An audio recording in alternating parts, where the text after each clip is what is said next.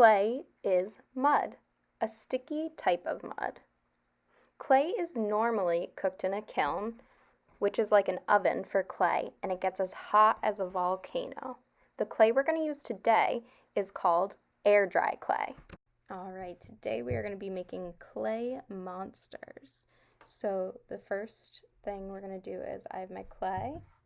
Make sure I have water in my water cup. You only need maybe about a quarter of that cup filled with water. We're not going to need a lot of water for this project. You're going to need your sponge and you're going to need a kebab stick. So the first thing we are going to do is we're going to take that clay and we need to make a sphere or a ball.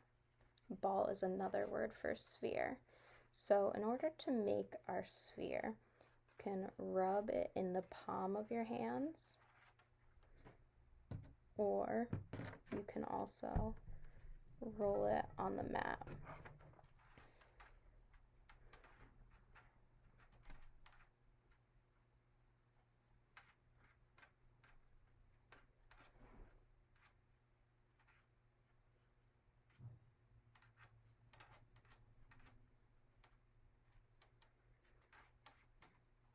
All right, when you feel like your sphere is a nice shape, you can start to see some cracks a little bit. That's okay. We are going to erase those with our sponge.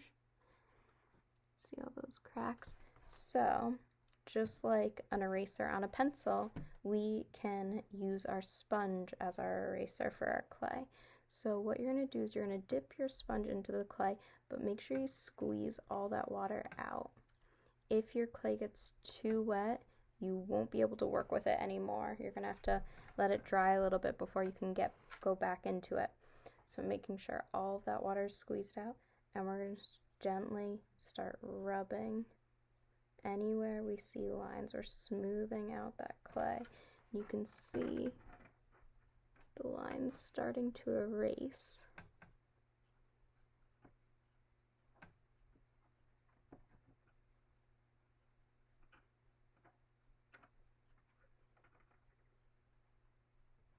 Alright, and when you feel like you're in a good place, your sphere seems pretty smooth, we're going to put our sphere down and you're going to put your thumb up, and then we're going to turn our thumb down and we're going to find the center or the middle of our sphere and we're going to push down. You don't want to go all the way through. We just want our thumbprint in there, but you can still see that there's clay at the bottom. We need that clay at the bottom. Now we're going to take our thumb and our pointer finger, and we're going to pinch. We're going to pinch all along the sides, but you have to be careful. We don't want to make those walls too thin. If your walls become thin, they can break, especially when our clay is drying in the air.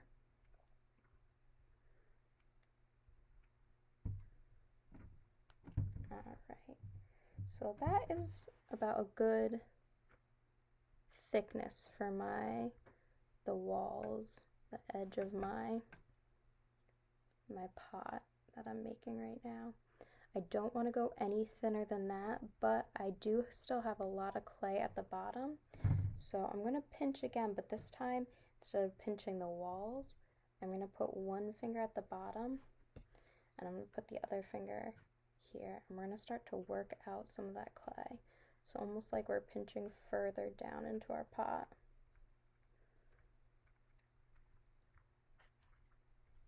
Alright. So now we have what looks like a pinch pot. And what you can do is you can take that sponge again, squeeze out all that water, and we're going to just gently go over any cracks we see. Don't have to get too crazy with this because we are going to start adding score marks into our pot so that we can connect our other clay pieces to it. Alright, so our pinch pot, we're going to squeeze it down and make it into a mouth.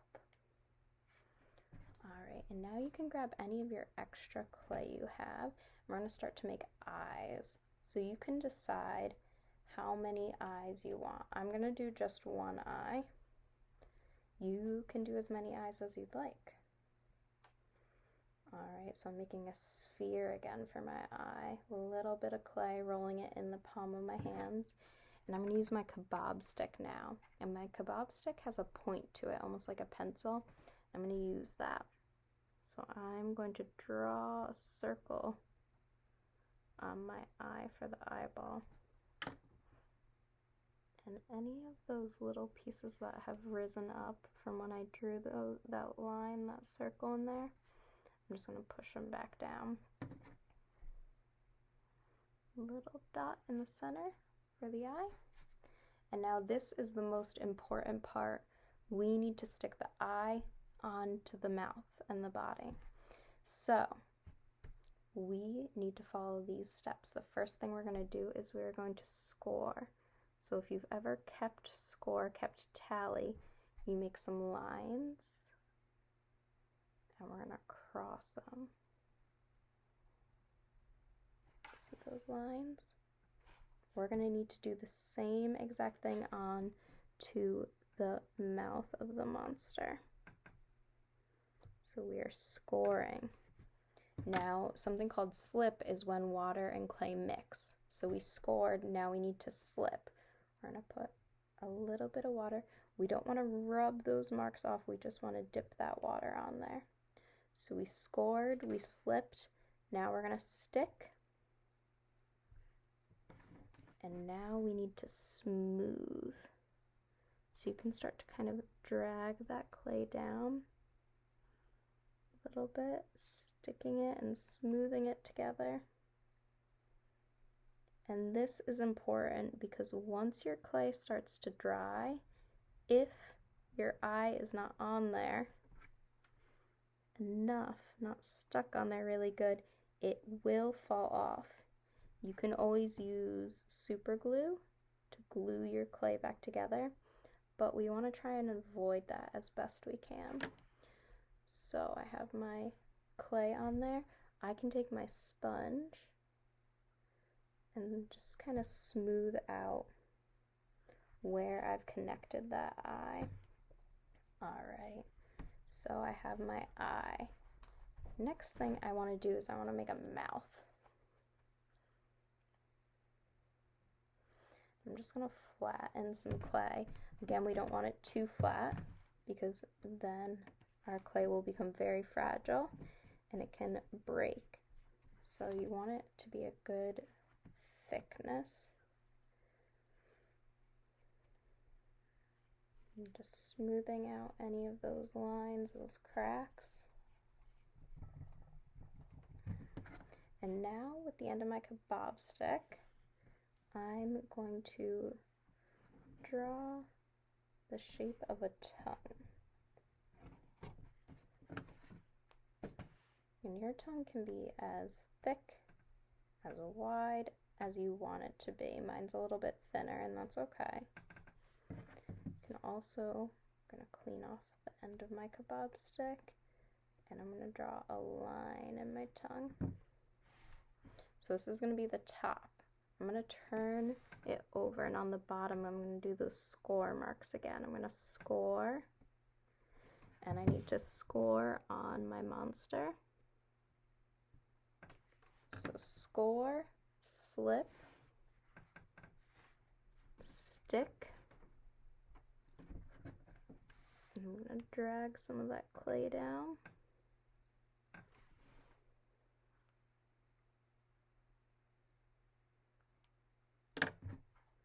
Grab my sponge, smooth it out. Right down at the bottom too, want to drag that clay a little bit to each other.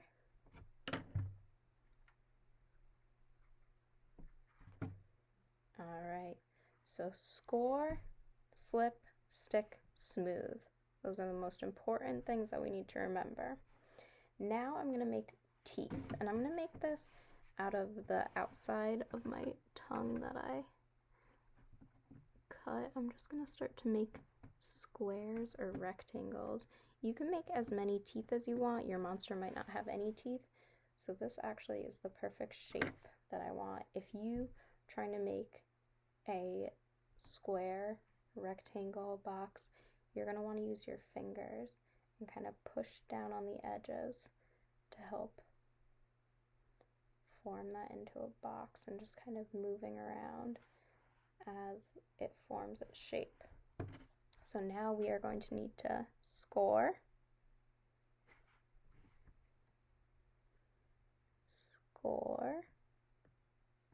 slip, stick, and smooth.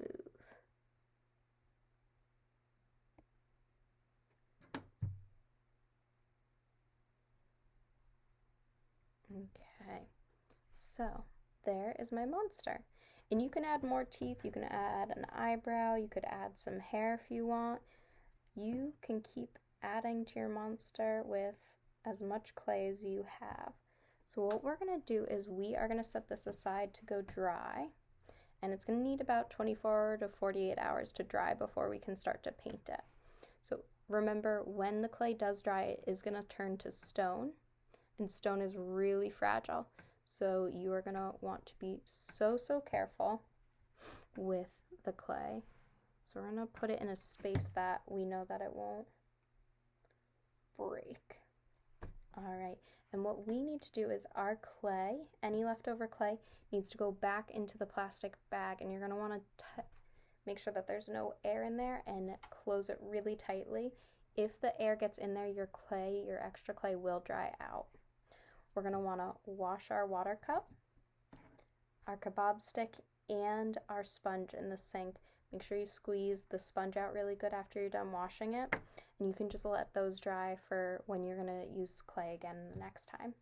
So I will see you tomorrow when we start to paint our pinch pots.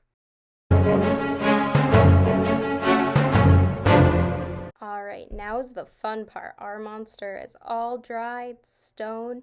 Remember, very fragile. If any of your pieces have fallen off because they weren't on tight enough, you can have an adult use some super glue to super glue them together.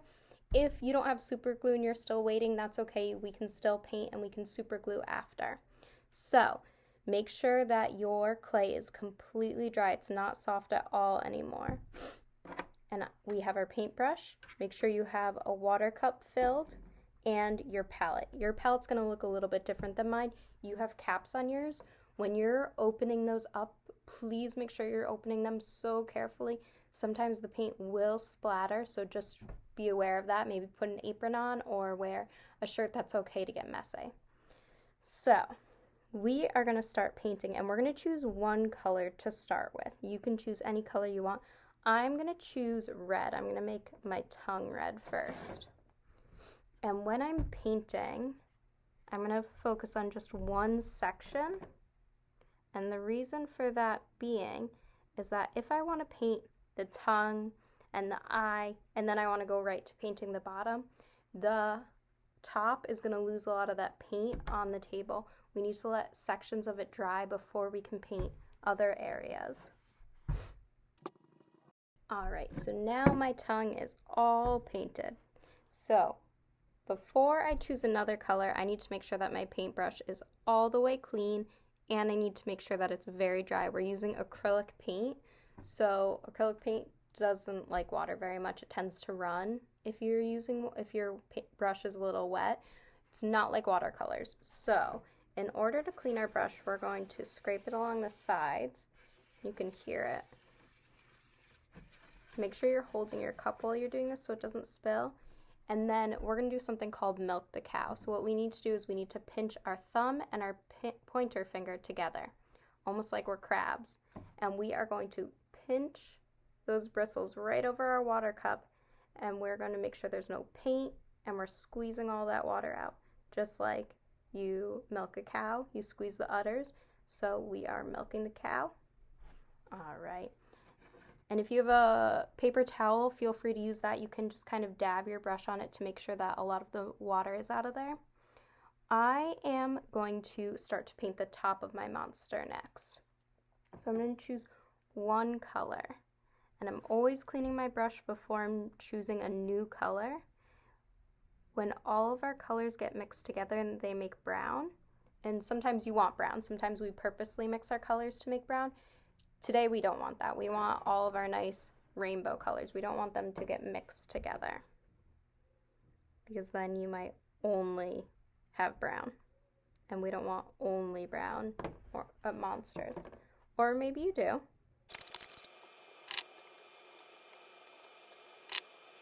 Alright, I'm going to teach you a little trick on how to make polka dots. So we have our paintbrush, we have our bristles, which we normally paint with. We're actually going to use the opposite side, the end with no bristles, no brush. What you're going to want to do is you're going to want to choose a color. So I'm going to choose yellow, and I'm going to dip my back of my brush, and I'm going to just press down and up. You can see it makes a perfect dot. And keep dipping it in every time. You don't have to do polka dots on your monster, but this is a fun little trick.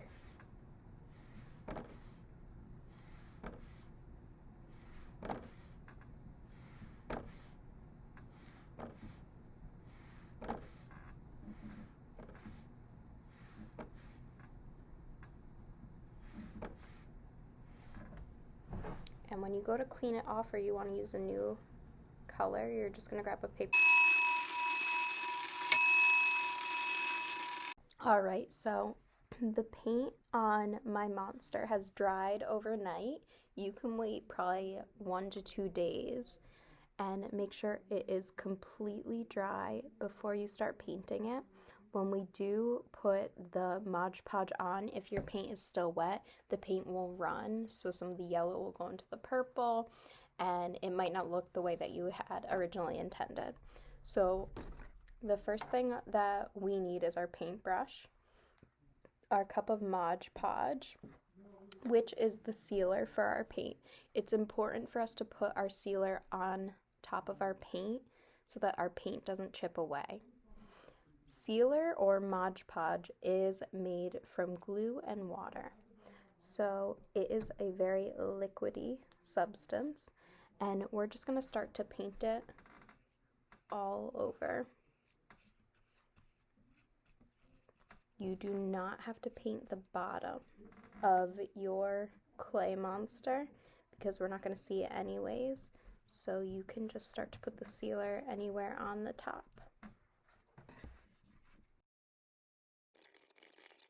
So my monster is all sealed. The Mod Podge is all over any of the parts that I've painted on. You'll notice once that starts to dry that it'll give it a really smooth, glossy, kind of shiny finish.